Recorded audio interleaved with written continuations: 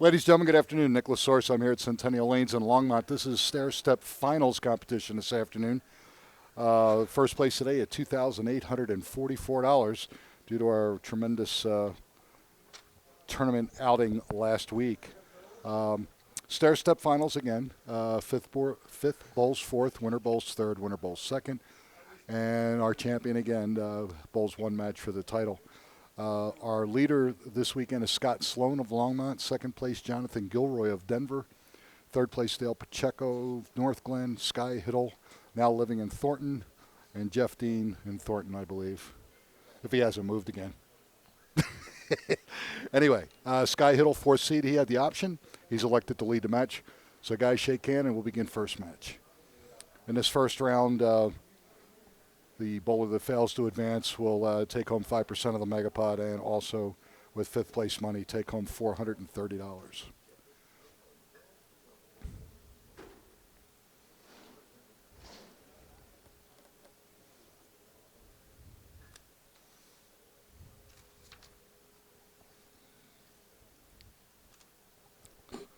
And the chat room should be happy we have scoring for all 4 rounds this Ooh. week. And and the thing is, Nolan is AWOL, which means he found a nice restaurant that he got somebody else to pay for, so we might not see him.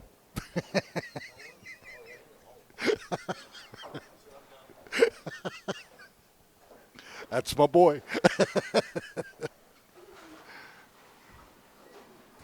Again, good turnout for Centennial.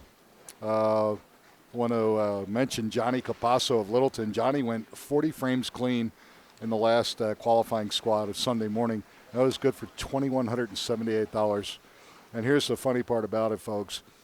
He got a 3 count on his first ball in the 10th of the 4th game. If you could imagine that kind of pressure. Made the spare to be clean for $2,170-some. So, Johnny, congratulations. Good job. Also, we'd like to congratulate Gordy Malk. He broke the third game 300 pot in qualifying yesterday.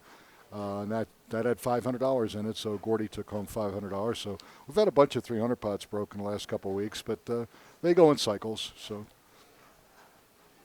all right, first look at Jeff Dean. I pulled it just a little bit, 3-6-10. Meanwhile, in frame number 1, Sky went 8 spare, so he is spotting Jeff 14 pins, I believe.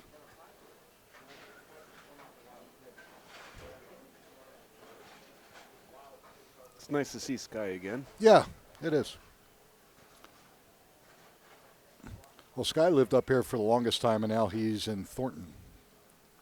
That looks pretty good. All right, so both bowlers close frame 1.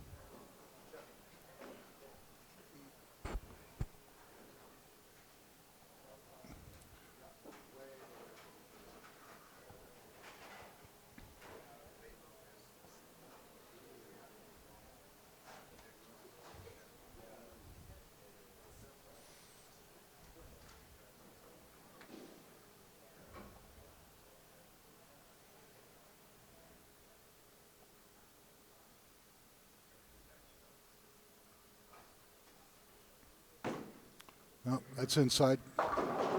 Oh, tremendous break.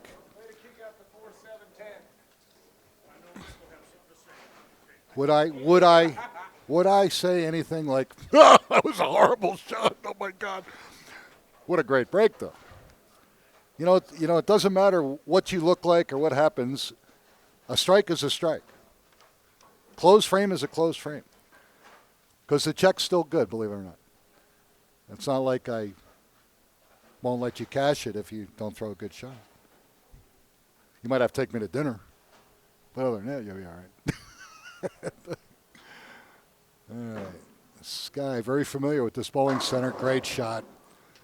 Skylar did a lot of bowling here at Centennial and also at Coal Creek Lanes in Lafayette, just south of here.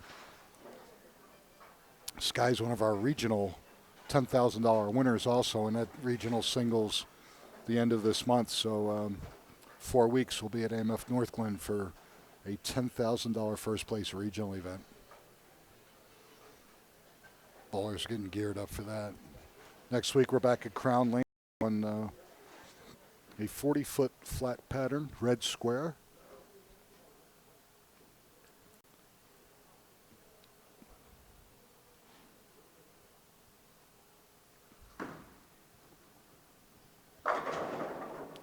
Ooh.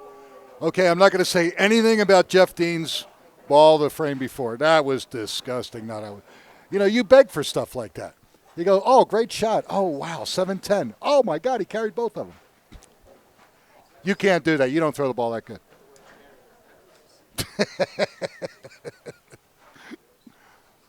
I would take that all day. That was a great shot. All right, Jeff. Try to stay with him, buddy. 14-pin advantage and handicap. All right, skate. 3-6-10. Spare it up.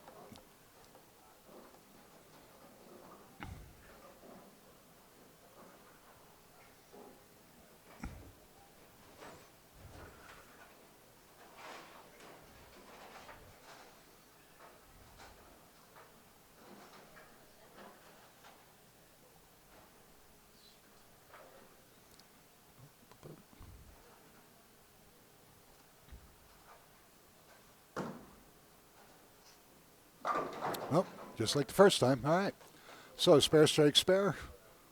Technically down 10 pins scratch, but up 4 pins with its handicap advantage.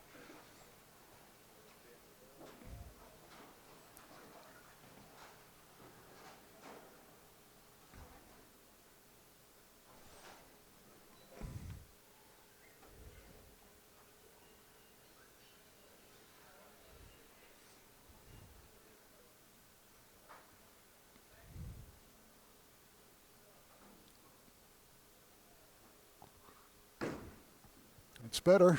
Ah. All right, got a break. Came up high again, but he leaves the 4-7. Easy spare. Again, what they're on this weekend, folks, is Eiffel Tower, a Kegel sport pattern. 48 feet, looks like the Eiffel Tower. The advantage on the fourth.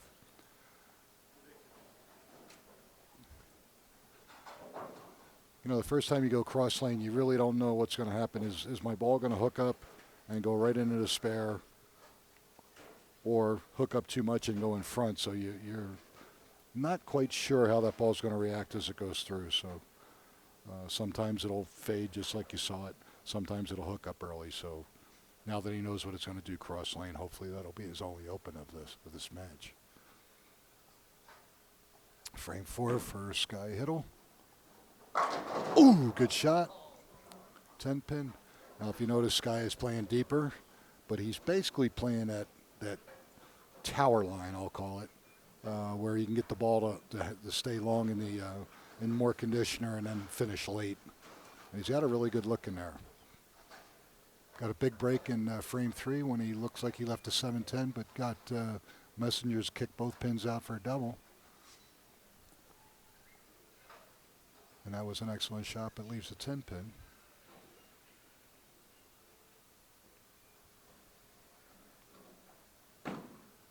And will it hook? Yep, thought so. Okay, so both bowlers open in the fourth. And Jeff Dean with, I believe, a 3-pin lead. Yep. Yep, okay.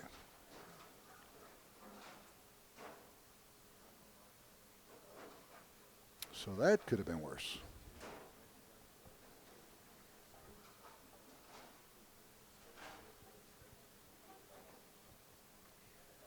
We're in between open play and leagues filling in, so rather quiet right now except for us, but that's going to change in about 15 minutes. I'd say more like 30 seconds. It looks like they're down there prepping the league now. Yep.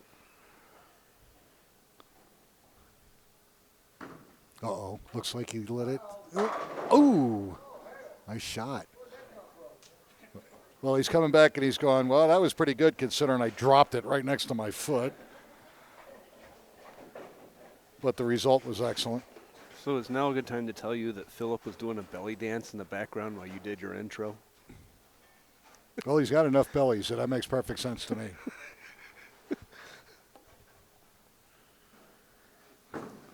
You can't beat the dancing bear, though. No, well, or the dancing Glover. That's, one and the same, yeah. All right, so 1-2-8 for Jeff Dean. Again, both bowlers open in frame number 4, so count not that important,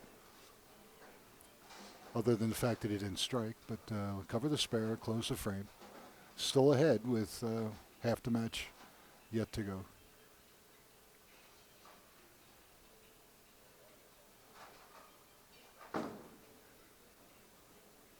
Very nice. Okay, good effort, good spare. Okay. Well, he's one frame off from clean so far. Yeah.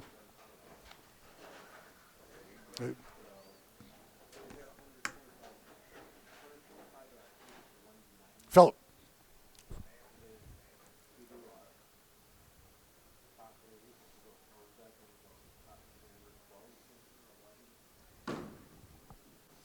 Oh. Ooh. Got lucky. 6-10 or 4-7.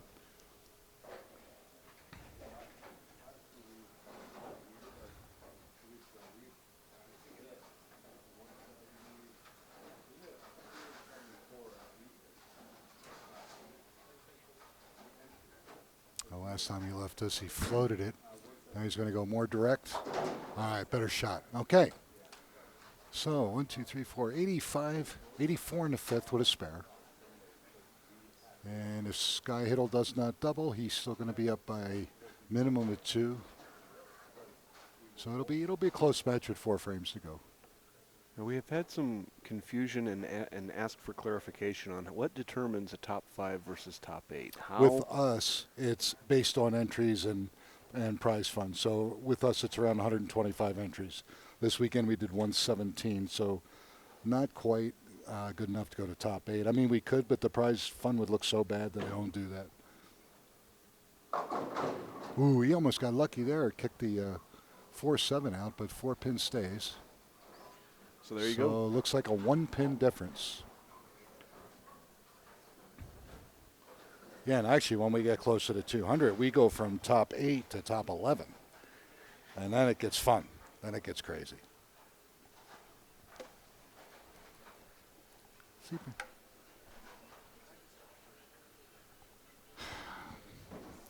Sometimes folks don't realize that we're filming a TV show. We hear you. Okay, so clean through 6.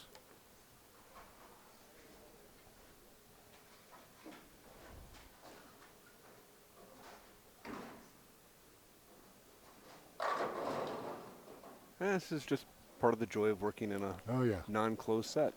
Yes, always.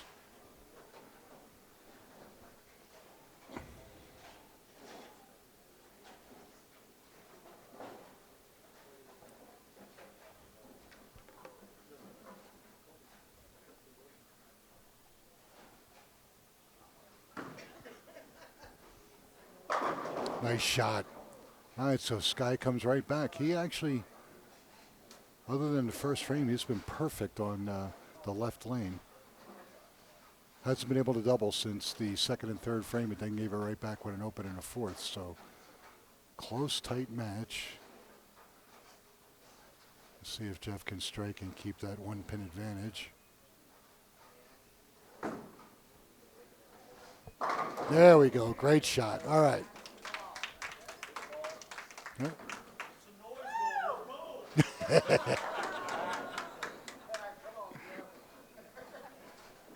He doesn't like bowling in a mausoleum. I'm taking it.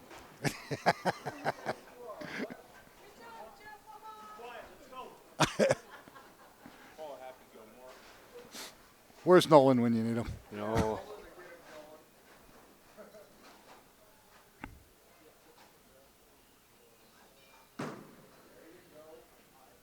All right. So this is not Norm Duke. The peanut gallery in full display. So now he takes an 11-pin lead. Well, they've got beer-battered mushrooms over there, so, you know. Yeah. Might have had a few too many. And now Sky needs a double as well to keep this match within 1 pin.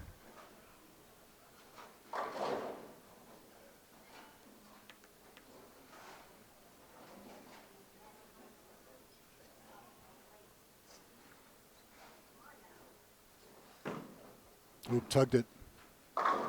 Oh, yep. It's a little bit high, leaves a 4-pin again.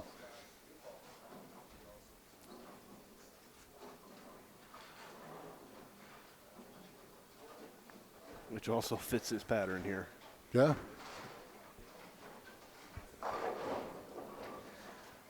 I hope he didn't set himself up to end on this side here. Yes, he did. He likes a challenge. Funny you should ask. Yeah, he likes a challenge.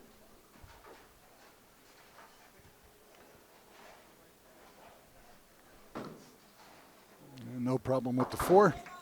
All right.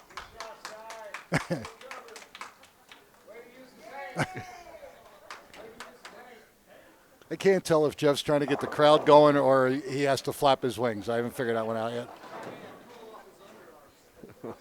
It's all about the deodorant that you use, you know. You know, when I saw the Harley here, I knew it was Philip. All right. Frame 9. Big ball for Skyler. See if he can strike here and set himself up for the 10th. Big shot.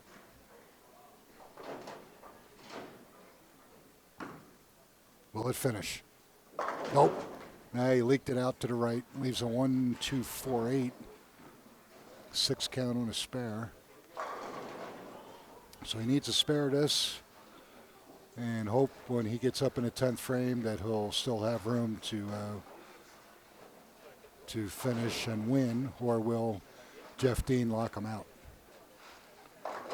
But first things first, make the spare, and then we'll see what happens. If he spares and goes off the sheet, he shoots 203 scratch, which would give him 226 with handicap. Okay, no problem. There we go. So now, situation, if Jeff Dean goes 9 spare, 53, and then strike out in the 10th, he can shoot 203, but he's got a 14-pin advantage. So he can, if he can throw this one, he can just about lock this first match up. Big ball. Pulled it, and oh. All right. 2. Get 2. On a double, 2 is huge. That'll give him 159 going into the 10th. Still would force Sky to double if he can do that. All right. Match still far from over. So you got 159 open in the 9th. He can shoot 189 scratch with 37. Giving him 226. And Sky Hittle. He has, if he's basically got to match Jeff. If Jeff doubles, Sky's got to double. So little light, 245. All right, so spare strike will give him 179. Give him 216 with handicap. Must cover the spare and get a strike to put the pressure on Sky Hittle. All right, good job. All right.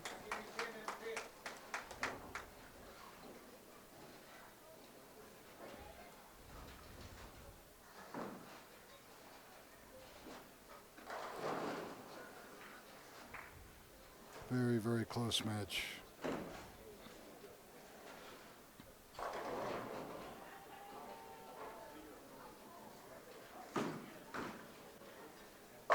Big ball. That's a huge shot. What that does is it forces Sky Hittle to throw the first one in the 10th. That's how big that count was on that fill ball. On a lane he's not been that comfortable with. No, on a lane that he has not, well. He has struck on this lane in this game before. But not as consistently. So let's see. Yeah, in fact, he's only gotten 1 strike on this lane, and that was frame 2. So.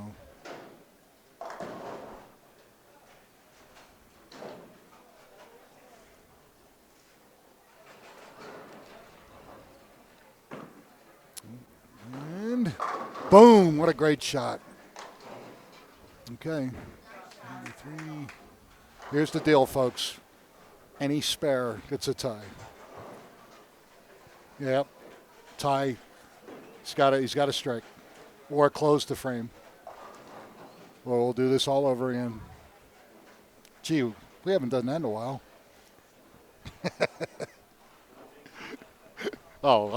Trust me. See, I figured it out. My hunger and the ability to tie is directly proportional. So the hungrier I am, more people will tie. That's just the way it goes. And, all right. So he leaves a 6-10, so he must convert this spare.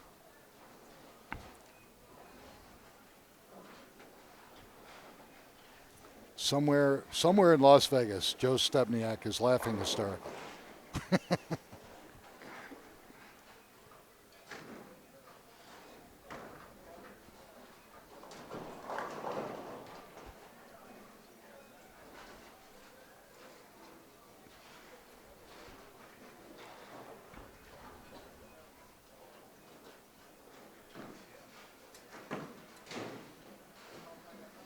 There we go.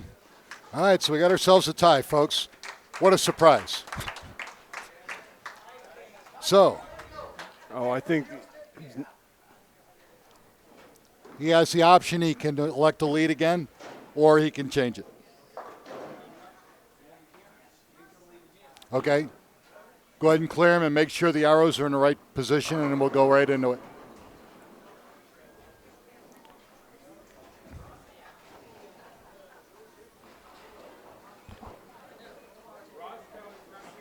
Well, we're going to do that all over again. Yep. Going to reverse the arrows and rock and roll.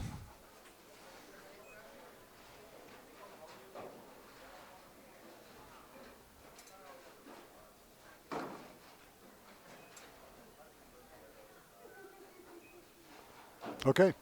We are set. And Sky's got a grin from ear to ear. Oh, yeah. Well, it was a huge ball, that first ball in the 10th. Well, and there's also a huge ball for Jeff Dean, because if he doesn't strike on that fill ball, the match is over. So, again, those two big shots by our opponents in this first round. And it also gives Dale Pacheco, our third-seeded player, a little bit more time to get loose. And also give him an idea how this lane is playing. You know, it's not just Vegas. There's somebody in Staten Island laughing, too. Yeah, I'm sure. Beautiful. All right. Good start. Here we go. Nice thing about this is both bowlers are now loosened up and ready to go. All right, guys. One of you gets 12, the other one gets 11. Let's go with strike. Let's not go there. Ooh, pretty good shot. Leaves 4-7. Almost a fast 8. Well, this one won't be as quiet because the league has. Yep. Has got some appeared. open play in here, and plus the league has started. So I got a 14-team league and about 6 lanes of open play, and then us. So ready to go. All right, no problem for Jeff. Both bowlers close first frame.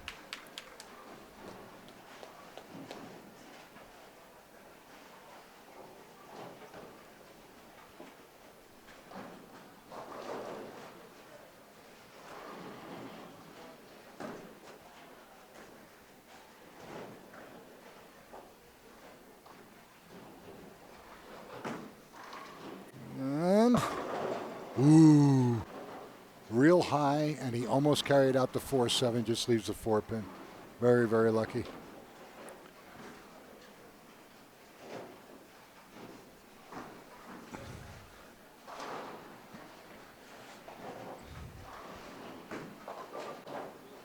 All right. Okay, no problem.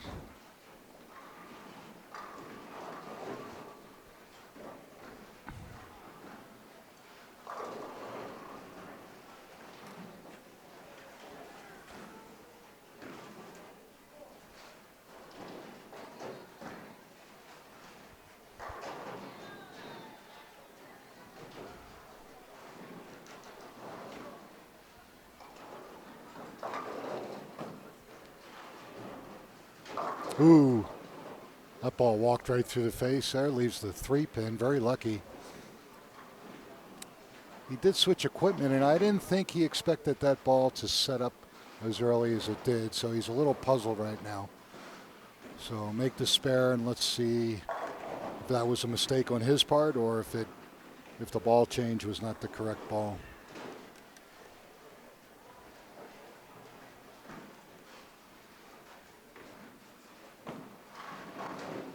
Okay, no problem with the spare. So he has 20, Jeff 19 after 2 frames, so Jeff has a 13-pin advantage.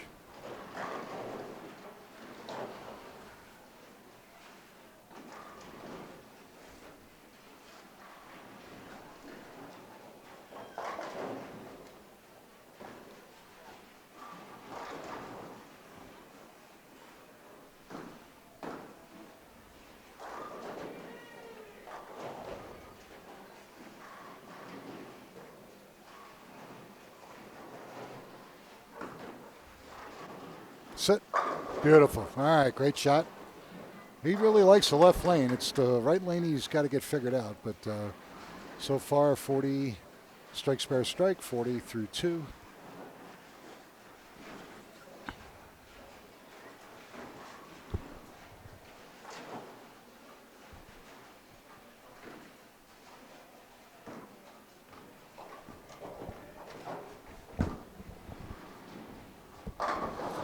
Good shot.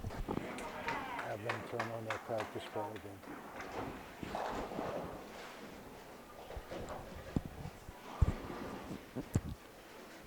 All right, so maintains that 1-pin lead. Now let's see if anybody can get a double here. Jeff's first one has a chance.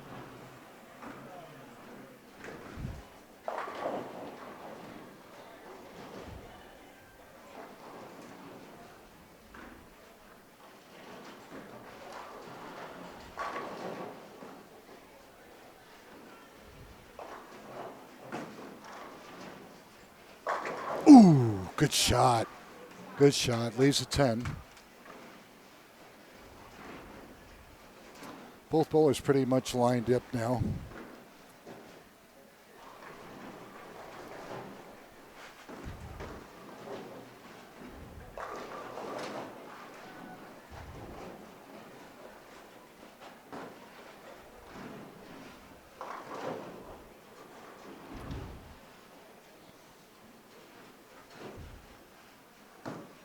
Looks pretty good. All right. All right. 59 in the third with a spare in the fourth. Now let's see if Skylar can double and cut this handicap down a little bit.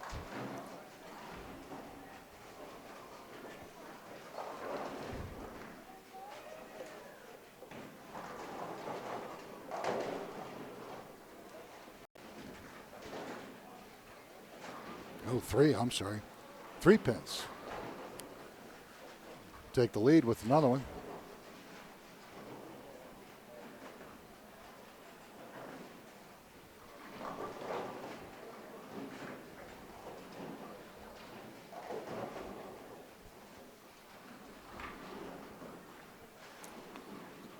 Again, folks, waiting in the wings are tournament leader Scott Sloan, who I appropriately named the Terminator. If you beat Scott Sloan, it's almost better than winning a title sometimes. Especially in his own house. Yeah, especially in his own house. Yeah. All right. So Sky Hittle has got lined up. Strike, spare, 3-bagger with a 7-pin lead. 6 or 7-pin lead. So see what Jeff Dean can do here.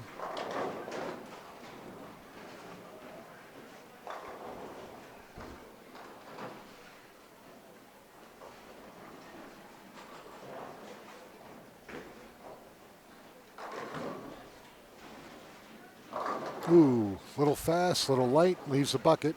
2, 4, 5, 8.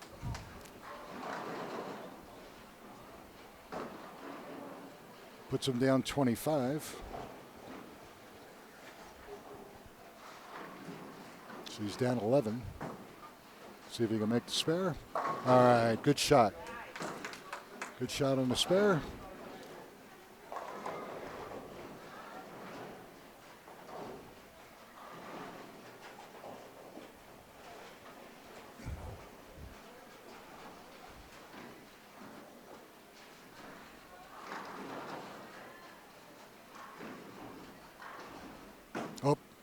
Tugged it. Yeah, oh, we got lucky. Just leave the 6. All right, still plenty of frames here. No need to get worried yet.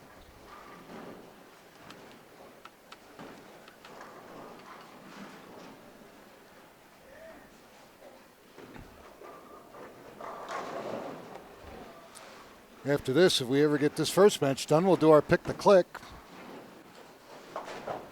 So since no one's not here, Pogue, I'm going to give you the first shot.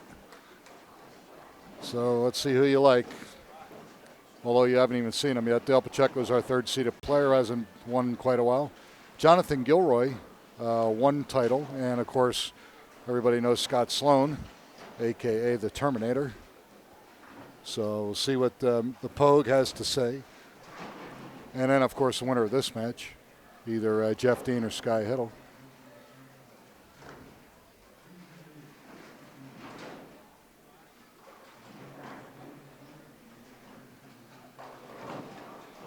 Oh. Oh, another 4-pin. That's like strike on the left lane, 4-pin on the right.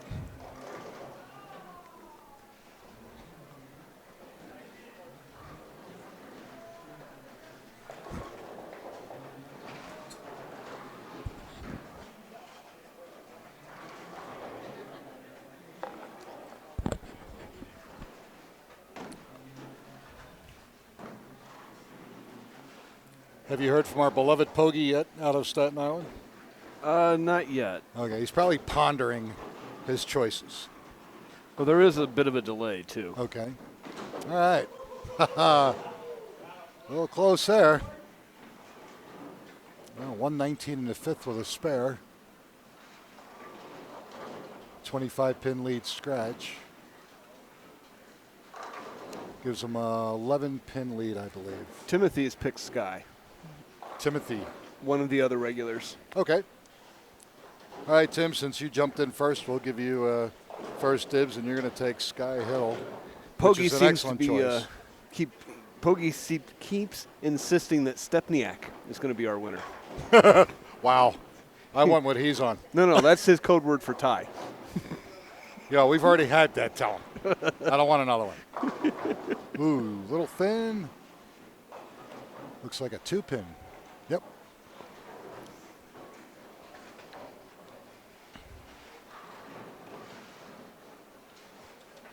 I'd have to agree with Timothy. Sky is pretty locked in. Yeah, and again, in fact, Sky might still do his league bowling here, but this was his league house when he lived up here in Longmont, so very, very familiar with Centennial Lanes, as is Scott Sloan, of course.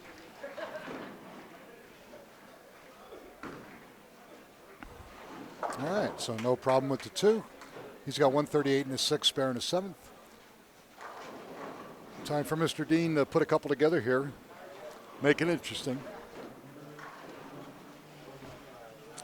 Again, folks, next week we're at Crown Lanes, which we were at 2 weeks ago.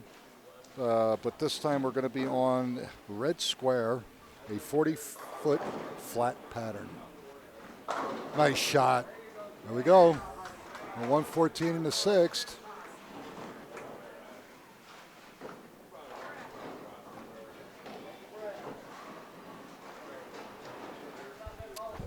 Okay, we are tied through 7 frames again. Well, if they get 2 ties in a row, then we switch to rock, paper, scissors. No, I think what I do is I pull out my 2-headed coin. Ah. And I'll determine who wins. And we keep the money? Why not? Hey, I can do whatever I want.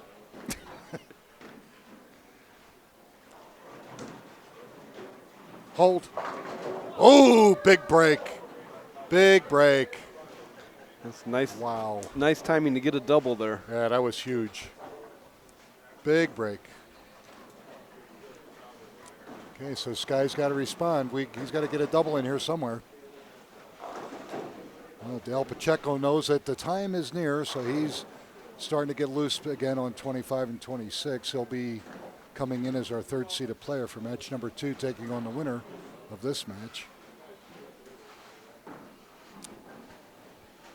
Again, the bowler in this match that fails to advance will take home 5th place money with 5% of the megapod and $430. Sit. Beautiful. Good shot. Needed to do that. So he's got 158 in the seventh, strike in the eighth. He desperately, he really needs this one here, folks. He really does. Keep it tie.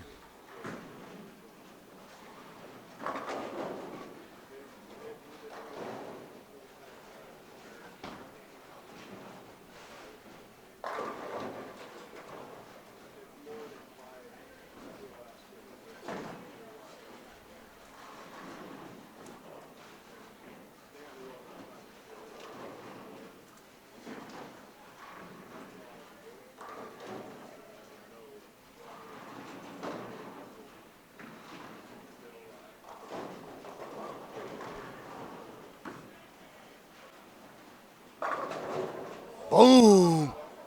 Was that a 7-9 I saw? Wow! It could have been, but there's that double you said he needed. Boy. Wow.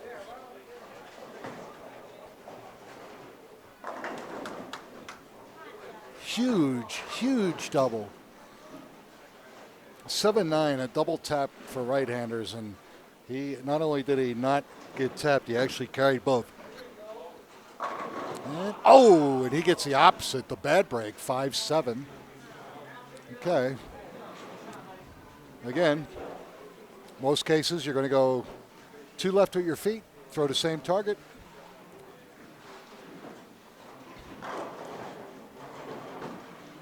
And it's going to be close. Yes! All right, 162 in the eighth with a spare.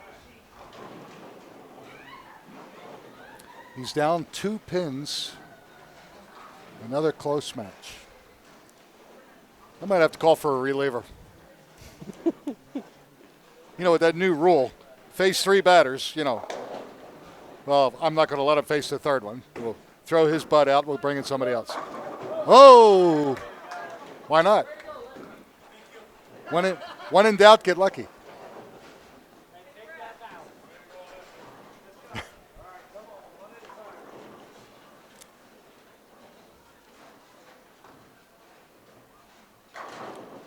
Sky Hittle can punch out for 248. And if Jeff Dean can punch out for 212, it's not going to be enough. But what he's going to do is force Sky Hittle to throw at least the first one in the 10th. Oh, couldn't get that 4-pin to kick forward. So he's going to shoot either 201 or 202 with 37. So 239 if he covers. And all right. Excellent game for Jeff Dean. 202. A clean 202, making the 5-7. All right, here's the situation. Sky Hittle does not carry the first one. He shoots 227, which is 25. Still enough. So Sky just has to close. If Sky closes it, that should be enough.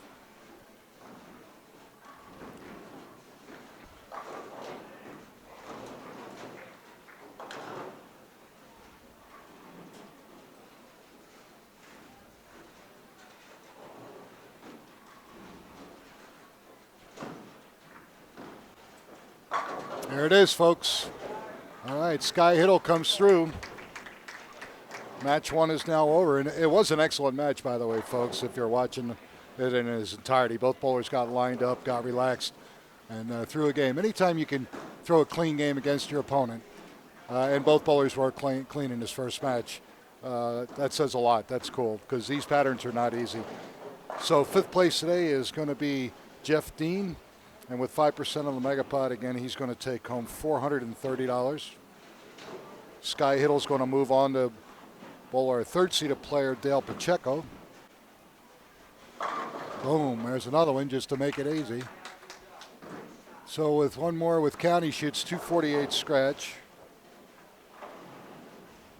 271 with handicap.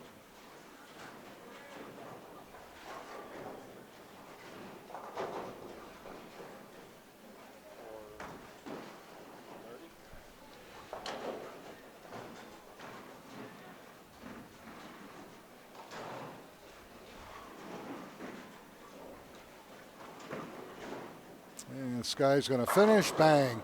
Finishes at the last 5. 271 when handicapped to 239 for Jeff Dean. Great start for Sky Hittle. And when we come back, folks, you're going to see round 2, which will feature Dale Pacheco and our winner here of the first match, Sky Hittle. You're watching the Amateur Bowlers Tour here at Centennial Lanes in Longmont, just north of Denver, and we'll be back in just a moment.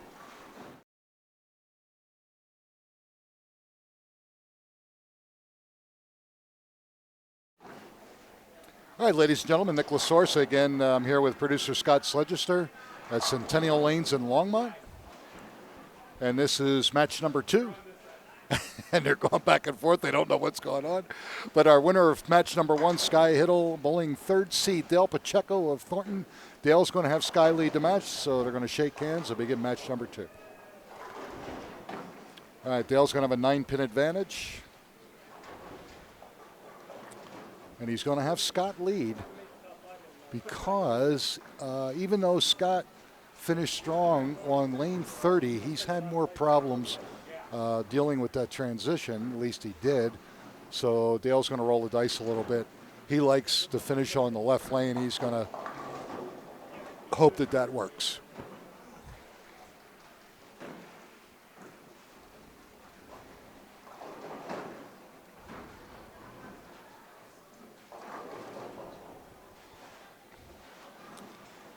All right, so again, Sky spotting him 9 pins.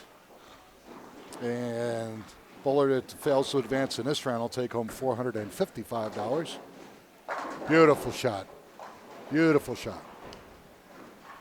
All right.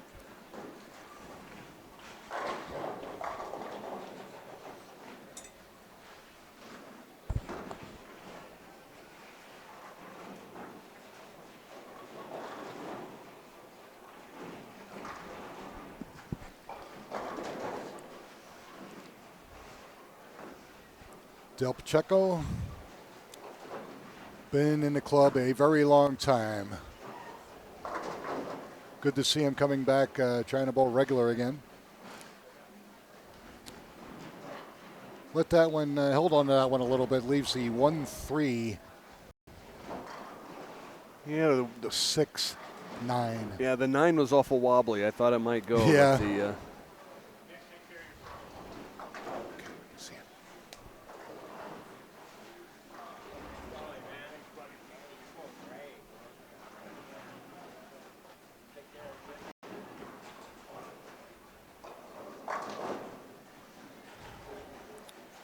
All right, so Dale with a little work to do here.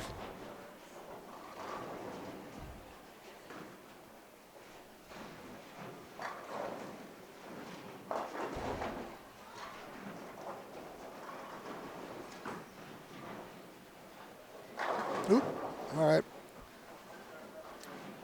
Little bit high, just leaves the 3-pin. He's still searching a little bit. But close the frame and hope that Sky doesn't keep going the way he's been going. With that first one in the first frame of the second game, he now has 6 in a row, so he's pretty much lined up on both lanes now.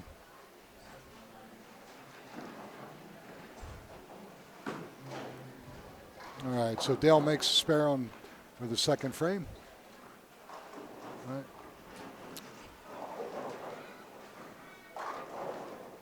With that open, he's down 3, possibly 13, if Sky can double.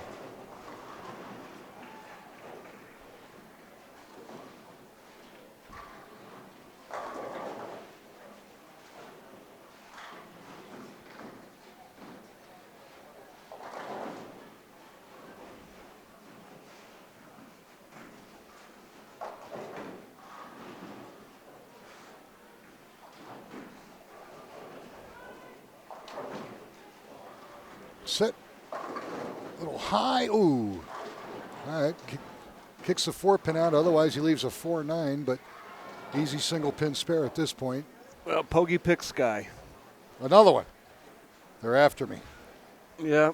All right, so Chat room likes Sky. I'm going to dig into my bag of tricks. Let's see. Who do I like for the... I'm always the upset guy. I'm going for Scott. Well, of course you are. You have no guts. Let's see, but he only has 6 pins handicap. You know what? Let's put it this way. If Dale Pacheco can win this match, I'll take Dale. If he doesn't, I'll take Jonathan. So either way, we got 3 different. We'll have 3 different guys. See who is our pick to click. But I'm going to take everybody under 5'7".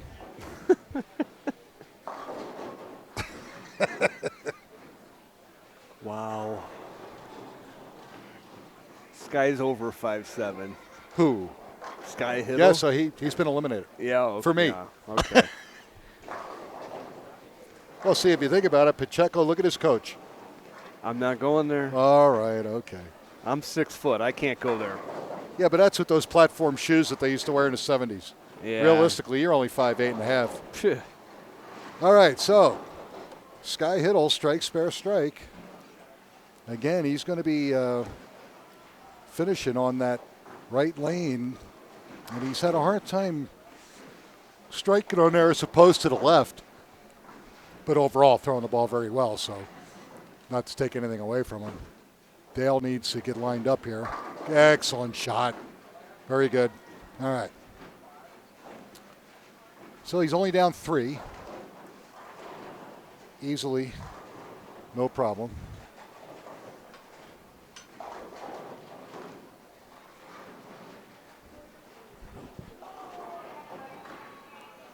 Now Dale's getting some votes too. Well, a lot of people haven't seen Dale because Dale, although he was quite a regular with me for a number of years, stepped out of it for a while, and now he's just getting back into it. Like I said, it's great to see Dale back in action. Nice. All right. Like I said, if you're going to open in the first frame. So since then, he's gone spare double. And if Sky does not double here, Dale's going to take the lead by a few pins.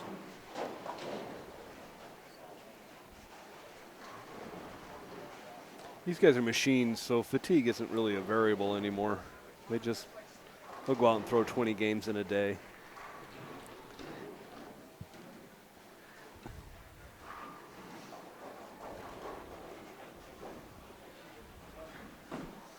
Okay, frame number 4. Ooh!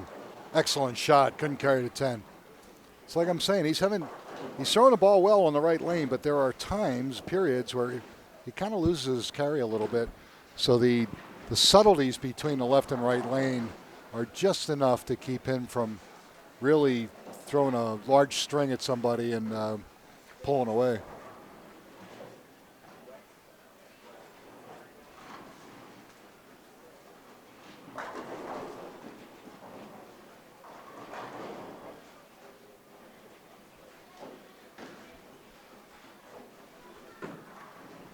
Uh-oh. Woo! That was close. That was close.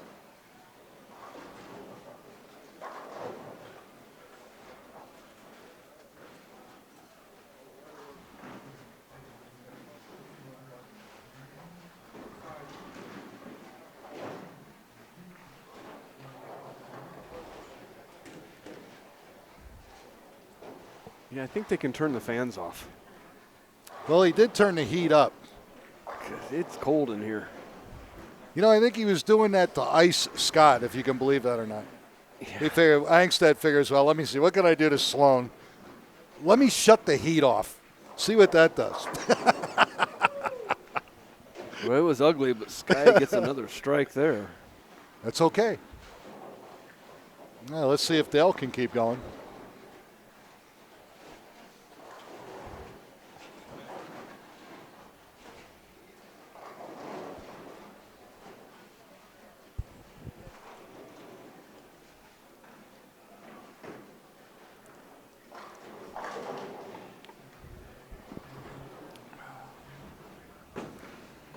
Sit. No, crossed over, leaves the 5. Didn't like that. Or our leader, Scott Sloan, has taken some time to come over and stand behind our contestants in match 2, seeing where they're playing, seeing what kind of ball reaction they're getting.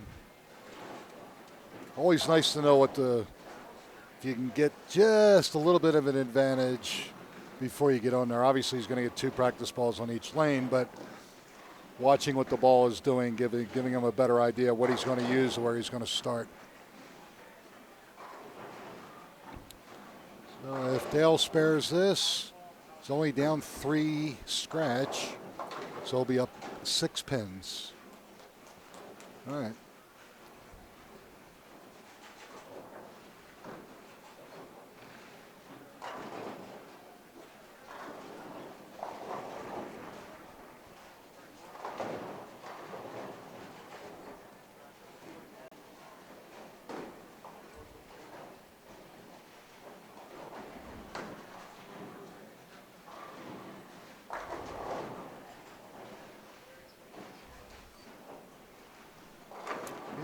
Frame number 6, Dale Pacheco. Ooh! 10 pin. So 96 in the 5th. Technically right now a 5-pin lead. If Sky Hittle can double, he'll have a 5-pin lead. So anything possible at this point. Again, after that, the prize money goes up pretty sweet. 3rd place today at $761. Oops, will it hold? Nope. So another open for Dale Pacheco. 105 in the 6th. Now Sky can really put some heat on him if he can double here. 2nd place today at $1,422, and our champion today is going to take home $2,844.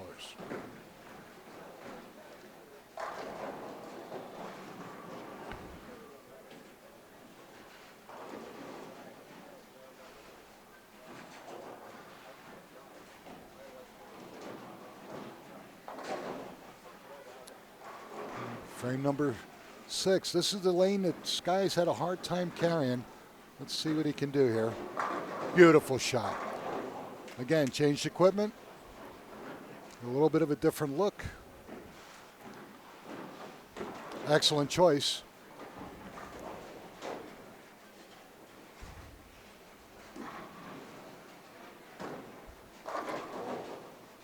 He can go up 26 with another one here. And start running away from Dale Pacheco.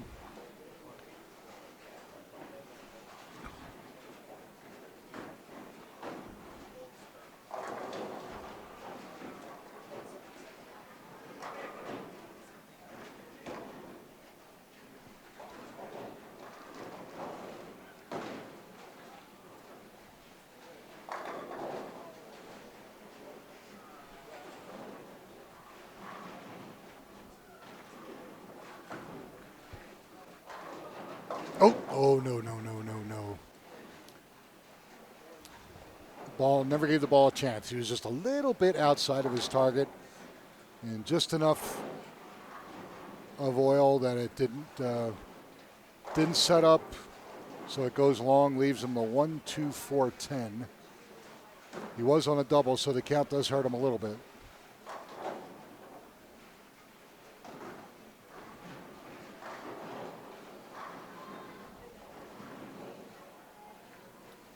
And if he opens, match still remains tight because both bowlers would then have opened in their last attempt.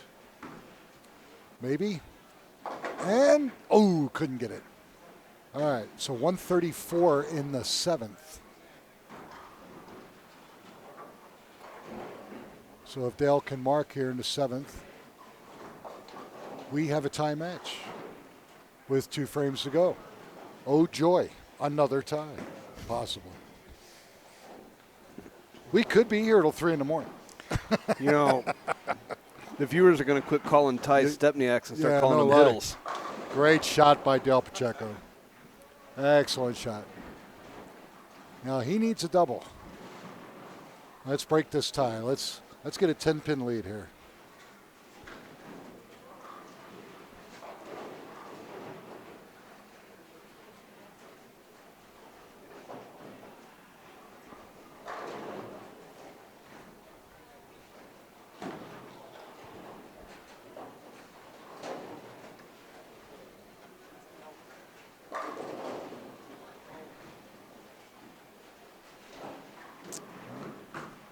number 8. Come on. Nope, can't get that 10 out. Looks like Dale's having a problem with the left lane that Sky was having in the right lane, so makes the match all that much closer.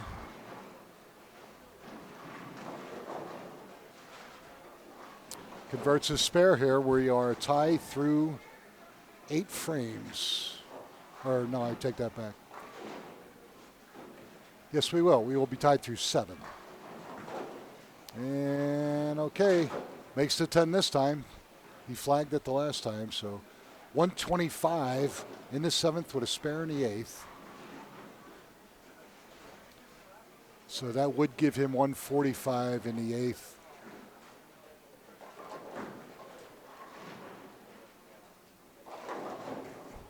With that 9-pin handicap advantage, we are tied.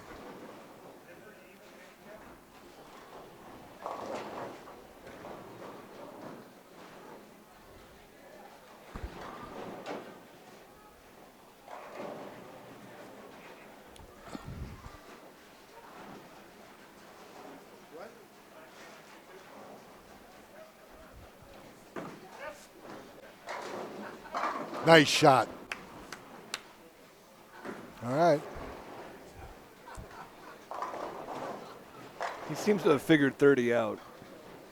Yeah.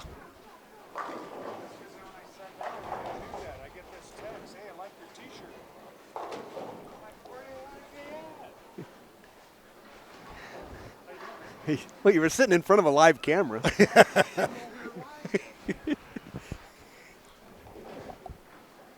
Steve Jack's one of our ABT champions. He's also an association officer here up at St. Vrain Valley Bowling Association. They have their monthly meeting in just about 5 minutes. Tried twice, failed to make the cut, but he had one game out of his set every time that just kicked his butt. Ooh, again. Unbelievable. Just cannot get anything going here. A strike and a single pin spare for both bowlers.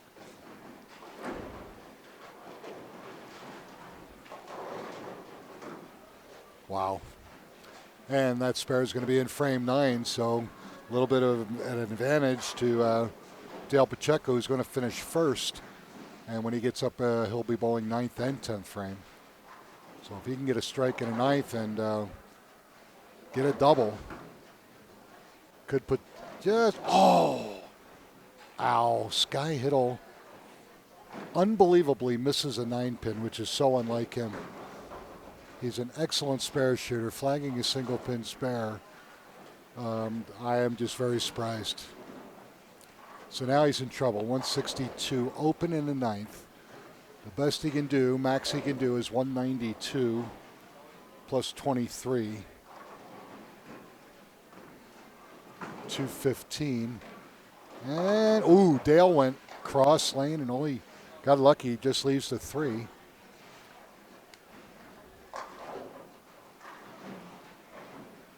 Okay, they're still tied, folks, but if he makes his spare, he's up 10 going into the 10th frame. So this is a huge spare right here.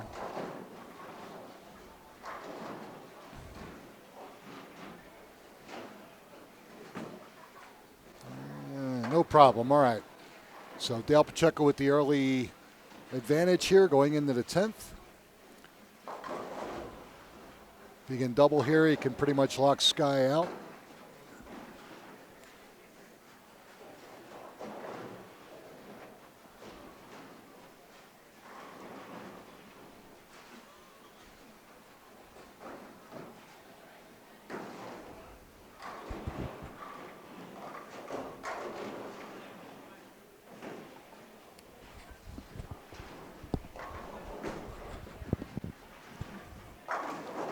Oh, he goes across Brooklyn and carries his first one. That was huge. Do it again.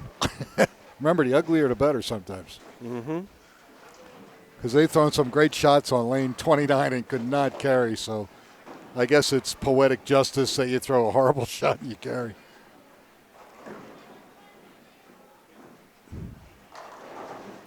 And nobody has ever given any of those back. Have you noticed that? Well, why would they? Never. All right, come on, Dale. If he doubles here, he all but ends Sky's run. Oh, he grabbed up on it. Oh, look at this. He gets the Lily. 5-7-10. Don't see that too often.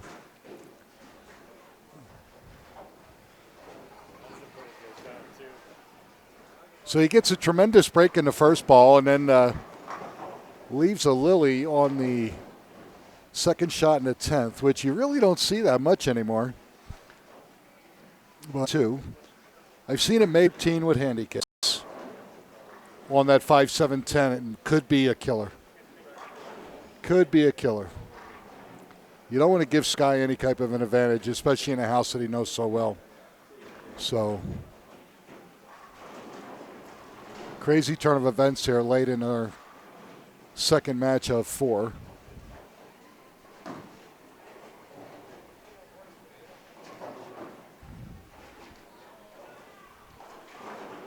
And $55. So the internet favorite has gone down in defeat. Chops to 3 off the 3-6-10. Doesn't mean that much anyway. So 170 in the handicap. He shoots 193. So Dale Pacheco beats him by 20. Okay, folks, when we come back, our semifinal match is going to feature Dale Pacheco against our second seed, Jonathan Gilroy of Denver. Again, you're watching the Amateur Bowlers Tour Denver branch. We're here at Centennial Lanes in Longmont, and we'll be back in just a moment.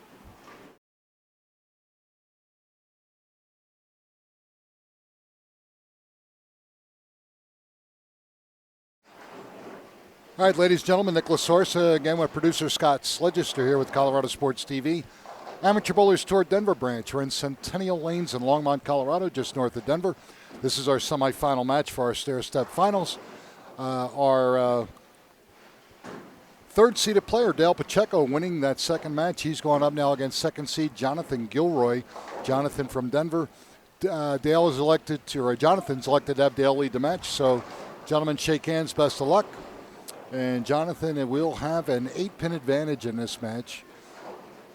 Jonathan won a title recently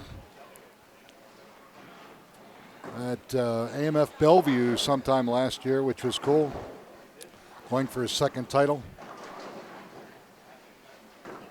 And again, I believe Dale Pacheco's last title was a Western Bowl in Arvada, but that was about 11 years ago. And because, again, he's been away from it for a while. Good to see him back.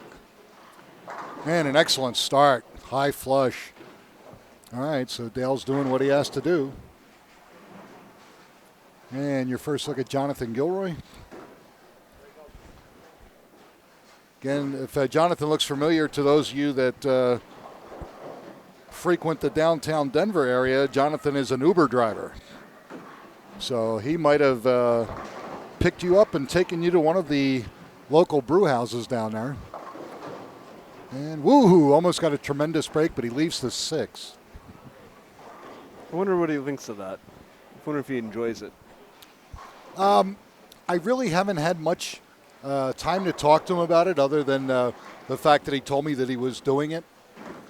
And I don't know to what extent. Yeah. Because if you're the type of personality who actually likes being in your car and driving around. Oh, absolutely. It wouldn't be that bad. No. All right, easy spare for Jonathan. Good for him. Jonathan does his bowling obviously on the east side of town, AMF Aurora. And I would think quite possibly Bolero Heatheridge.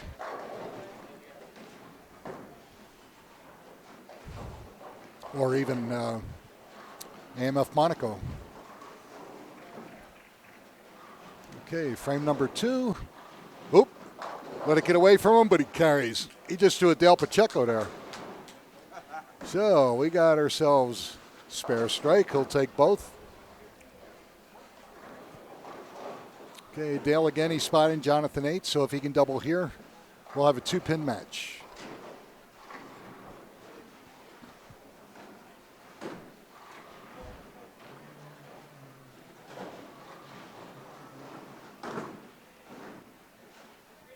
Well, he did the same thing Jonathan did, but he couldn't kick out the 9. So with the spare conversion, both bowlers will have 20 in the first. And to our left, We have the Terminator, Scott Sloan of Longmont.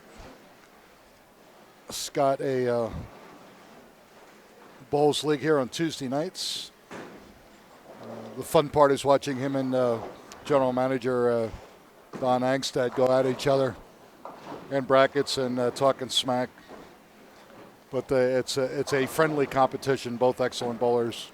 Yeah, until they turn the air conditioning on to freeze them out and take the rest of us with them. Yeah, I told him Don was trying to freeze him out. He's laughing. I think Don just turned the heat up to 56. Yeah. So I just now stopped being able to see my breath. There you go. See? We get all the comforts of home. Oh, pulled that one badly. Look at that. He pulled it and it sat right there. All right. Strike, spare, strike. He likes 29. Yes, well, I think just about everybody does. It seems like the right lane has been driving him crazy.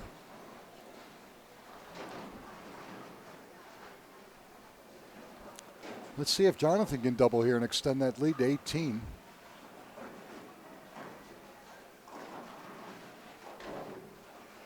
Maybe. No, he crossed over, leaves a 5-10. All right. So again, bowlers, stay with your strike line. Move your feet 2 boards right.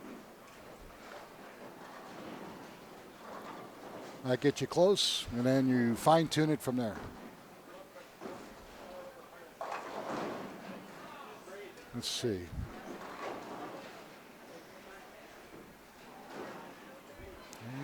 And yes! What an excellent shot. Very good. So both of our bowlers over the course of 2 games have done exactly what was required, which is pretty neat. One making the 5-7, which was Sky Hittle, and the other one now Jonathan Gilroy. Very good. All right, nice adjustment. Now the loser of this match, folks, takes home $761.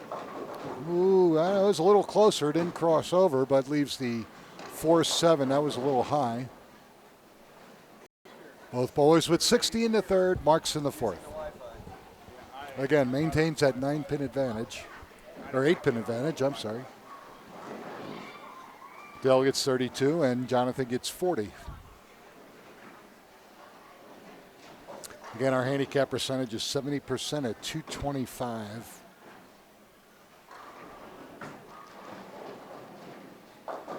Ooh, comes up high again, but very, very lucky to kick out just about the big 4. Just leaves himself the 4-pin. First time that someone has not struck on the left lane. Interesting.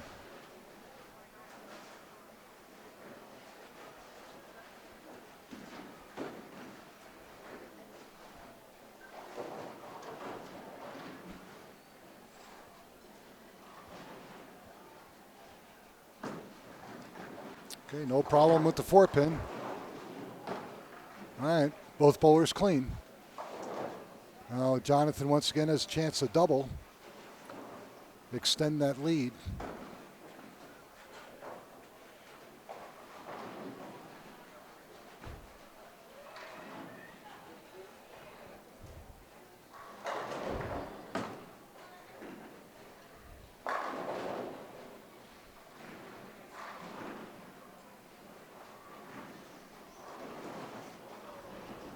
Folks, if your stream is skipping here, I'm sorry about that. The internet at the center is working great, and then it just drops out and disconnects us, and then I have to reconnect, and it's trying to figure it out. How Technology is such a great thing. Well, especially when you've got 30 lanes or 20-some lanes of open play who are all on their phones. Ah, didn't even think of that. You're absolutely right, Scott. It was fine until they all showed up. That's right. So. All right, no problem for Jonathan Gilroy. So he actually picks up a pin. He's now up 9. He's up 1 scratch plus the 8 handicap difference. And again, we apologize, but when you see the edited version, the master, Mr. Sledgester, will take care of all of that. We'll see. It's kind of like watching Sports Center after you've already watched a game. Nope, not going to get there. 1, 2, 4, 7. On a spare, so loses some count there.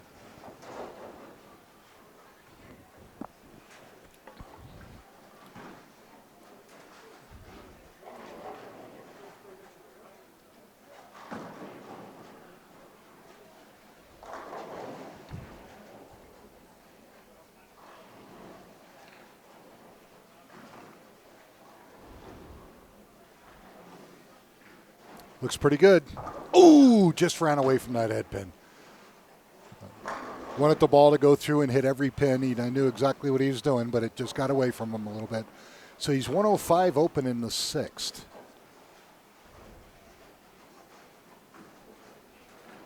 So if Dale marks, he will be up 5 pins. Again, so far these matches have been pretty close throughout.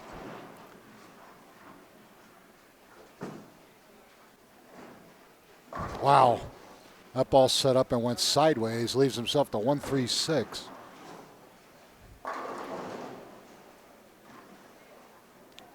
he converts his spare, he will be up 2 pins with 4 to go.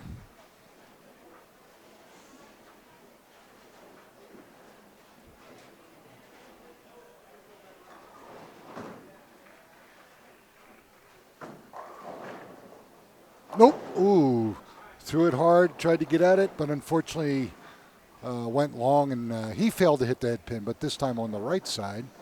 So both bowlers open in the 6th, and both bowlers tied through 6th. Scratch. Yeah, scratch-wise, we're tied after 6. Yep. So, again, an 8-pin difference in Mr. Gilroy's favor.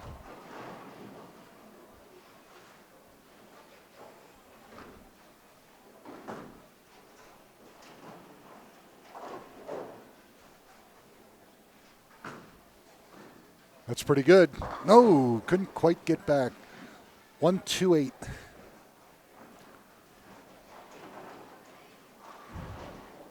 Little confused now. Of course, I think his ball speed's gone up a little bit too, and I don't know if he's realized that or not. But again, this condition can be very speed sensitive, and if you're noting that, if you watch his normal speed, the ball will set up and go left. But if he gives it a little, watch this. See, he missed it to the left, just like Jonathan Gilroy. So unfortunately, Dale Pacheco is open in frames 6 and 7. Gives it right back to Jonathan. Jonathan has to take advantage here. He's going to be up on the right lane, 7th frame. The good news is if he opens, he's still up 8 pins. But he can extend it to 18 with a mark.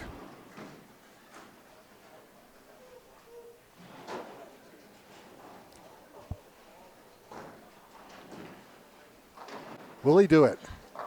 And no. All right, crossed over but leaves the 10.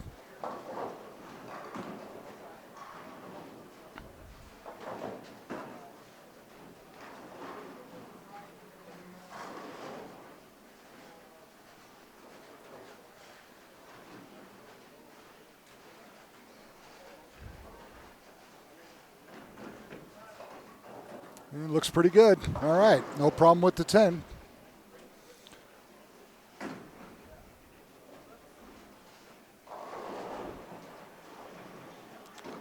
Okay, he's going to have a 19-pin lead going into the last 3 frames. And so far, folks, neither of our top 5 bowlers have failed to win more than 1 match. Sit. Nope, it's going to cross over, and he gets lucky. All right, so crossover strike gives him 125 in the 7th with a strike in the 8th. He'll take it. Yep, 19-pin lead.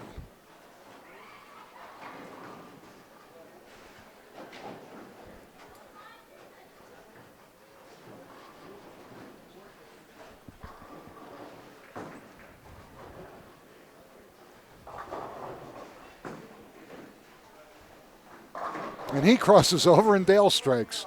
Well, both bowlers getting the job done the unorthodox way, but you know what? It really doesn't matter. Both bowlers with strikes in the 8th. Dale can cut into that deficit now if he can double.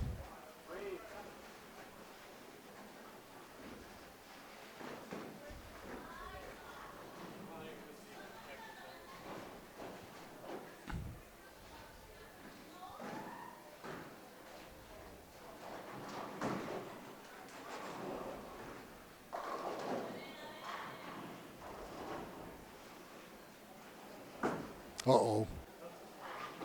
Nope. Wow. Very lucky just to leave the 2-pin. He tried to extend his projection of the ball by lofting it out to the right with slower ball speed, hoping that the ball would set up earlier because he's having difficulty hitting the pocket on lane 29 all of a sudden, but he was very fortunate just to leave the 2. And will he go at it? And he misses it. Same way he missed that other spare on the same lane. So now he's 142 open in the 9th. And this is pretty much going to be the ball game unless Jonathan Gilroy also kind of falls apart. But he'll finish first, and Dale will know his fate when he gets up in the 10th frame.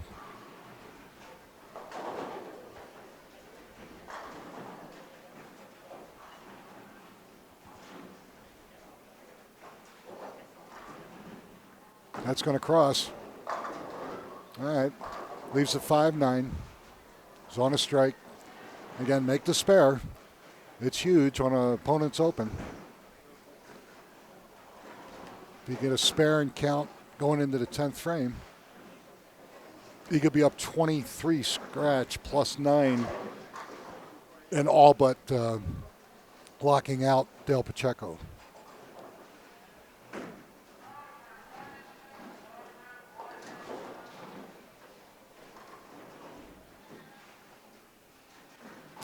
And no problem. All right, he was a little worried that ball was going to finish hard and chop the 5 off the 9, but not to be.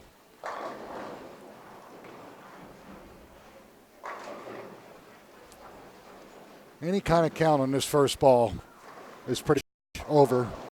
And with 8-pin advantage, he is your winner, so that's still enough. So Jonathan Gilroy is going to going to move on to our championship match. Dale Pacheco is going to go home in 3rd place. It just disappears.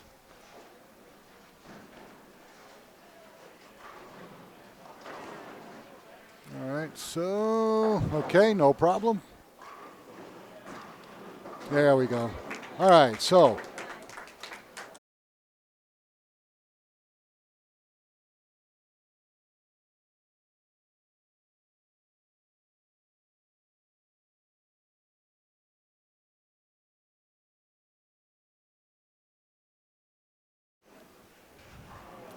All right, ladies and gentlemen, Nicholas Sorsa, Scott Sledgester here with ColoradoSports.TV. You're watching the championship match, Amateur Bowlers Tour Denver branch here at Centennial Lanes in Longmont. We have Jonathan Gilroy of Denver going for his 2nd title up against Scott Sloan right here in Longmont, and he's going for title number 5. Scott was the tournament leader, has elected to lead the match, and the bowlers are going to shake hands, and we'll begin our championship match here at Centennial Lanes. We kid Scott Sloan calling him the Terminator, but believe me, people bowling out there, Scott is an excellent player. When you can average in the mid-2 teens, upper 2 teens on sport patterns, you understand how good he is.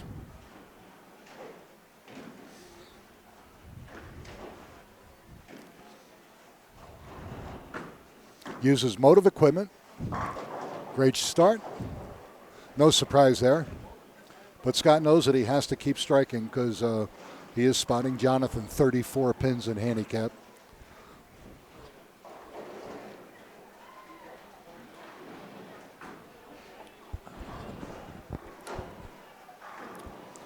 Again, if you haven't been watching since the very beginning, and those of you to watch every week, our 40-frame clean jackpot did get broken this weekend by Johnny Capasso of Littleton, taking home not quite $2,200 for his efforts. That one drifted to the left at the last second.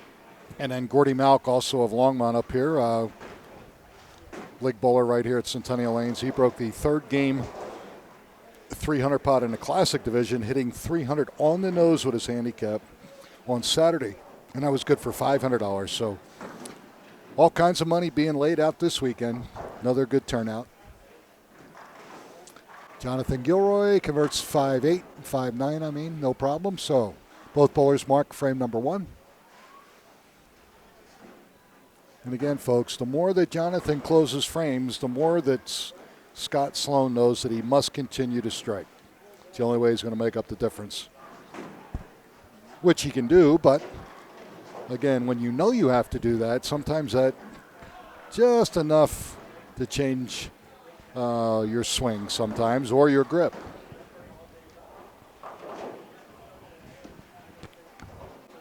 That's going to cross, but he gets a break. And breaks are good too, so Jonathan Gilroy goes spare strike. Again, Scott Sloan, his goal is to eat up as much of that handicap as quickly as he can. Now next week we're back on Federal at Crown, correct? Yes. Crown Lanes.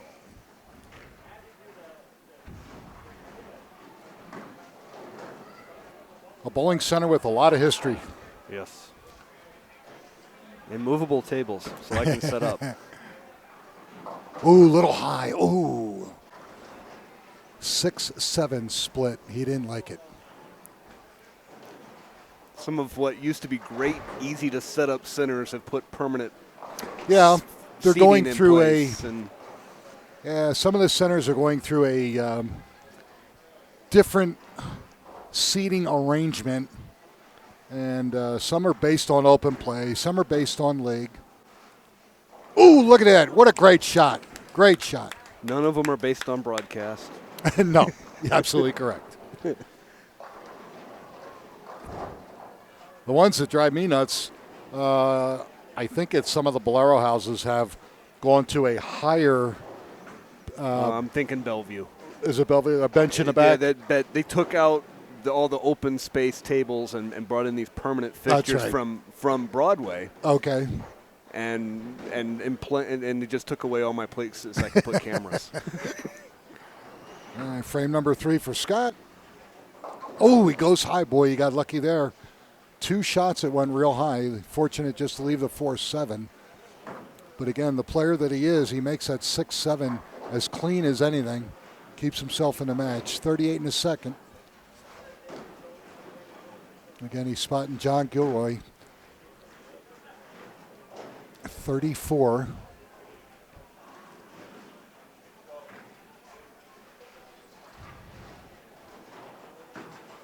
Goes right at it, and no problem. All right. So Scott Sloan, strike, a split that he converts, and then a spare for 38 in the second. Jonathan Gilroy's strike here in the second frame, going up for frame 3. If he can double,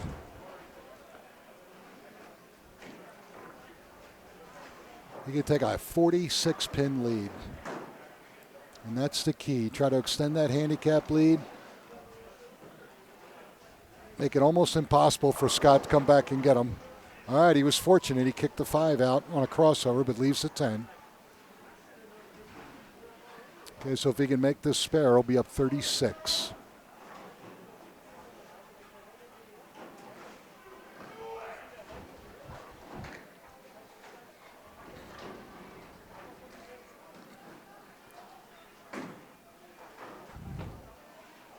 Looks pretty good. All right, no problem for Jonathan.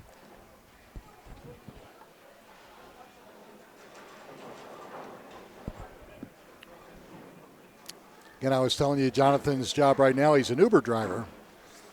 And although you wouldn't know it, Jonathan loves to engage people in conversation, and that's what you got to have to be an Uber driver, or when you're dealing with the public, or like to meet people, and Jonathan certainly fits that bill. Well, he crosses over again, almost carries, but just leaves the 5. Yeah, when I did software development, there was always a reason that they kept me in the back room. Yeah. They never let me near customers. And I don't blame them. No. You have the diplomacy of a yeah, I can't really think of anything that small bad. scorpion. Oh, no. Scorpions are much friendlier. Yeah, much friendlier.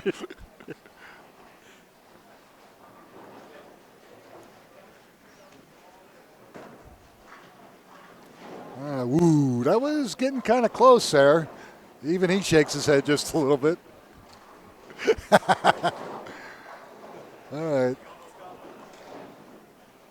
Jonathan is doing exactly what he's supposed to. Closing frames and maintaining that handicap advantage.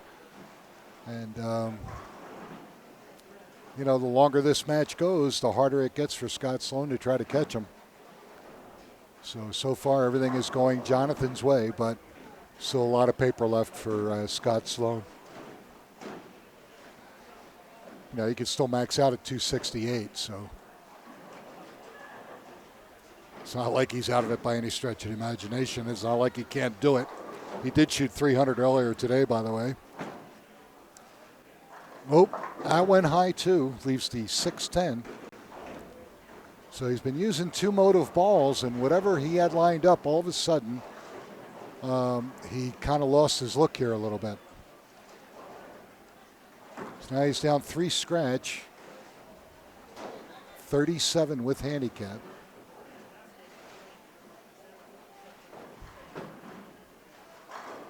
Okay, no problem with the spare.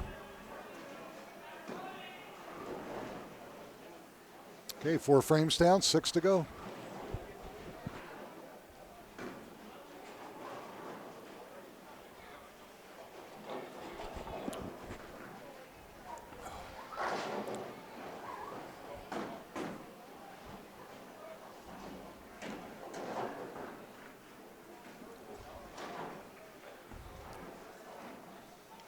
The real reason that you haven't seen Nolan today is Nolan and his wife Michelle have finally located a place on the western side of Denver, which is where Michelle's hair salon is.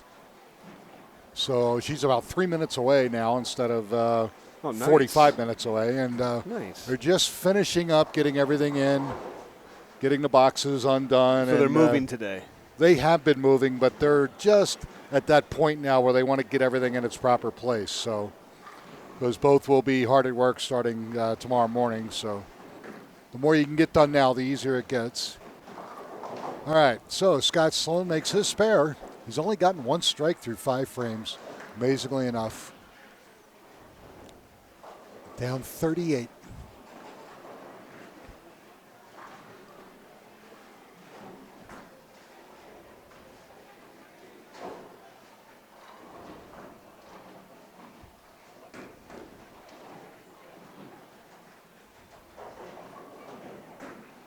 Oh, that's going to cross. Again, leaves the 5-pin, but you know what? 9 counts and easy spares. Up 37 if he makes this. And we're halfway through the championship match. Again, the second place today at $1,422 with 20% of the Megapod, and our champion today with 40% of the Megapod, $2,844. And Jonathan, no problem. All right. He's kind of worried when he let it go. He wasn't sure. But that looked a lot closer than the first one he left.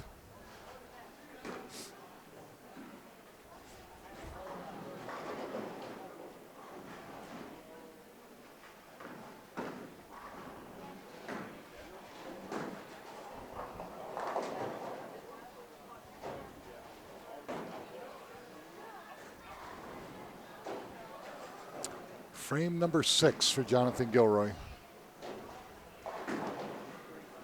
And it's going to cross again, but guess what? He's got it lined up, and why would you move? I wouldn't. There's too much money involved. And he keeps closing frames, and he keeps forcing Scott Sloan to get it together because he has not been able to dent that handicap at all.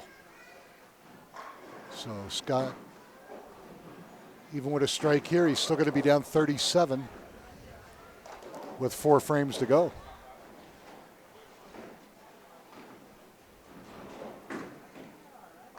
This could get interesting. Up high again, this time Oh. 6, 7, 10. And he is running out of ideas right now. Even the best bowlers in the world, folks, there are times where I like to tell people it's either not your day or guess what? You know what? It is your day. As good as Scott has bowled all weekend, he unfortunately has now found a pair that he's having a hard time getting lined up on. He's lost his look. And, ooh! He almost got Almost that. made that one. So now he's 101 open in the sixth. And the best he can do is max out at 221. And if Jonathan can just close frames, he's a winner. So advantage, Jonathan Gilroy. Nothing Scott can do at this point. It's all up to Jonathan. Doesn't mean Scott wants to self-destruct because he no. wants to be there in case Absolutely. Jonathan Absolutely, opens the because door. you don't want to assume anything. You give it your best at all times. See, that ball's reading early and it just wants to go. And you know what? He'll take it at this point.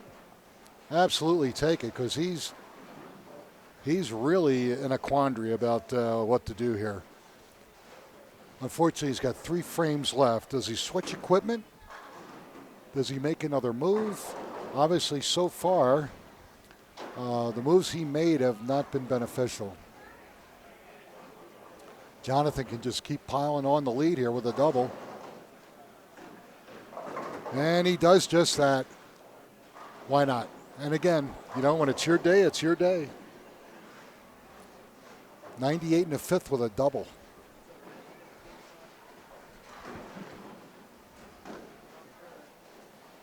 Scott's not out of it yet, but it's getting close.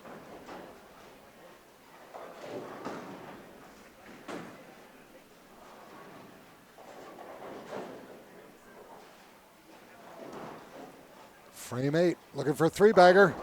Oh, that was a better crossover, but no result, leaves a 10-pin. Well, 127 in the sixth. If he can make this spare, he'll have 147 in the seventh. A 26-pin advantage plus his 34. He'll be up 60 pins. And Scott Sloan only has 3 frames left. He is on a strike.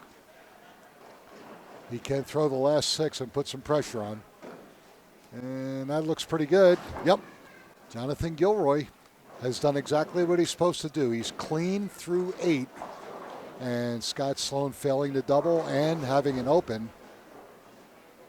It looks like my pick to click is actually going to wind up winning for a change. Yeah, mine's going down, but it's not over yet. Well, I'll tell you, most of the people pick 2 bowlers that have bowled league in this house and are very familiar with the house, and unfortunately both bowlers failed to advance. But, those picks were just as good as anybody else's.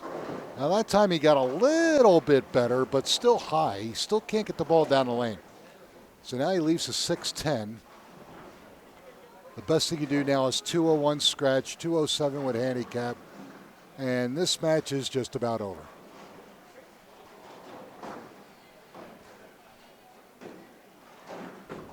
All right. Okay, no problem with the spare. Folks are saying that the long break might have gotten to him. No, not really, because you know what? He took his time. He did when he took a little bit of a break though, and he got ready. He threw enough to stay loose, and if you looked at his practice shots, they were excellent.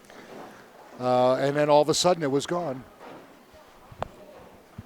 So I don't buy that. I just think that unfortunately, it changed just enough that it drove him a little nuts. There we go. Now he's going, okay, yeah, finally frame 9.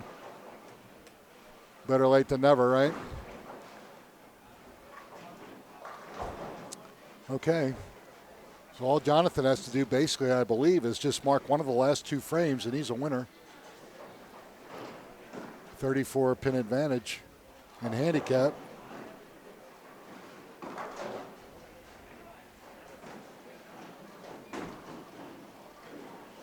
Crossover. All right, 139. 164-7. Even if he flags this spare, he's got 171 in the ninth with 34. He's already at 205. Even if Scott Sloan punches out, he's at 201 and 6 for 207. So basically, Jonathan needs 2 pins at 2 frames, and the match is his. I like his chances. Yeah, this is probably going to happen. Yeah, yeah. There we go, folks. There is your champion. Only bowler in the top 5 today to win more than one match, and that's Jonathan Gilroy of Denver, winning his second ABT title, and with 40% of the Megapod. A nice win today, $2,844. Scott Sloan of Longmont, he's going to go home in second place with 20% of the Megapod, $1,422. So another good weekend for Scott and an excellent weekend for Jonathan.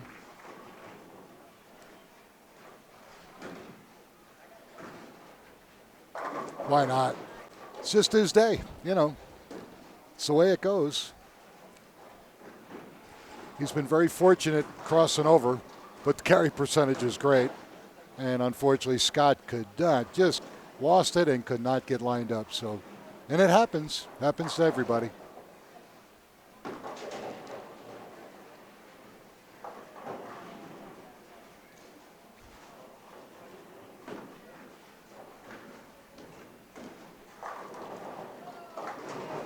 Oh, why not? He throws a clean 2-teen, and you know what, folks? That's more than enough. A great championship here for Jonathan Gilroy.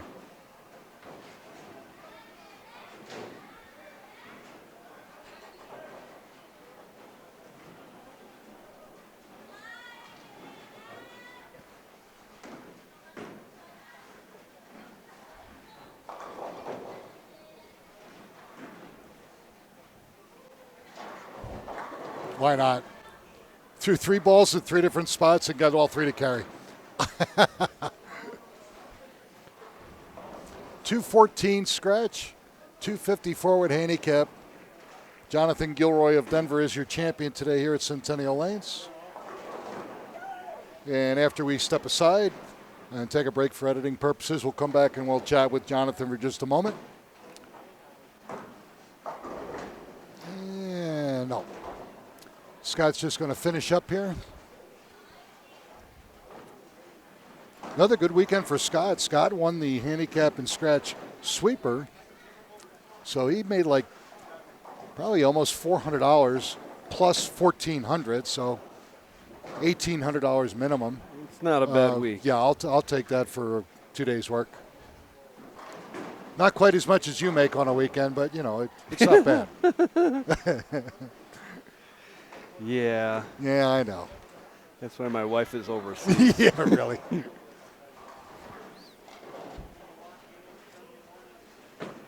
Okay, Scott's going to finish up. Nope. All right, 179 and 6 for 185. And again, your champion, Jonathan Gilroy of Denver. When we come back, folks, we'll have a chat with Jonathan. Again, you're watching the Amateur Bowlers Tour Denver branch here at Centennial Lanes in Longmont. We'll be back in just a moment to wrap up. All right, ladies and gentlemen, Nicholas Source. I'm here with ABT champion Jonathan Gilroy of Denver. And Jonathan, we talked about it right before the match started. Bowling one of the top bowlers in the Denver area. He's giving you a bunch of handicap, but, you know, he should because he's one of the top bowlers in the area. And your key anytime you do that is to just close frames and force him to come get you by throwing strikes. And, you know, as good as the look he had in practice, he lost it and was never able to regain it. And you did exactly what you're supposed to do. And, you know, that's the name of the game. And that was a big win today, $2,800. That's sweet. It's going to be helping a lot. I'm sure it will be. Yes. So title number 2. Title number 2. Awesome. My goal was to get one in April. Okay. And I got it. There you go. And now I just got to keep on going. It's still March, can't have isn't it. No, you can't have it. It's You got to still wait March. another week. Oh, man. All right. Well. Excellent job, really. So who does your stuff? Who does your equipment? Sean Lee. Sean Lee at Monaco? Yes. 10 back? 10 back, Yep. yes. But on this ball, one of his coworkers, Garrett, who bowls Oh, ABT. Garrett Chauvin, yeah, and I bowl with Garrett in the Scratch League at Arapahoe on Wednesday night. Yep. Good player, very good player. Yeah, they put their heads together and they came up with a group Sure. for me. So Excellent. Very nice. Good job. Yeah, I tell you what, combination of closing frames, getting lucky, and you know what? I do the same thing. If I get a look and it's crossing over and it's striking and it's a one game match for some good money, why move? Right. Yep. I wouldn't. Whole new ball game if you're bowling a 3-game set or something and you got to find something. And poor Scott was all over the place trying to get lined up, and he just couldn't fit the ball in. And he had 2 different bowling balls he was trying to use. Unfortunately, just one of those things, the way they broke down. Yep. But where are you bowling league right now? Heather Ridge and AMF Aurora. I was right on both counts. I'm getting better at this. But yeah, just a great job, buddy. And I know you got a lot of friends out there. And how long you been bowling with me now? It's been 15 years. Wow. Yeah. And I was talking about Dale Pacheco, who had been gone for a while. Of course, he lost his wife a year or 2 ago, and get his life back together, get situated. I was sorry to see that happen. Dale was with me for quite a long time, but it's good to see him get back with the people he knows and get acclimated and get back in it. He bowled very well this weekend he has as some well. great games. I was watching him earlier today. Yeah. Very good. So, patterns like this, you just never know. Right. Yeah. Right. So, folks, Jonathan Gilroy, number 2. Now he's got to figure out what he's going to do for May because he's a week or a day early for April. So, and you don't forget that big regional. You could do that in 4 weeks. That would be sweet. I'll definitely be there. Yeah, I know you will. Oh, yeah. All right, and Sean and Garrett, good job as always. Sean Lee, Silver Certified Coach, does some great things for the bowling community here in Denver. Good to have him on our side. And next week, again, we're at Crown Lanes in Denver. We were there a couple weeks ago. This time we're going to be on that flat 40-footer. And you'll see some lower scores, but it's a grinder. Wild. It's a grinder. Yep, that was wild. All right. Yeah. So on behalf of my champion, Jonathan Gilroy, I'm Nick LaSorsa, producer Scott Sledgester here at Centennial Lanes on Longmont. Wish you a good week. Hopefully winter's just about over and we can get back into spring like we all been waiting for. And hopefully we'll see you next week at Crown Lanes in Denver. Have a great week.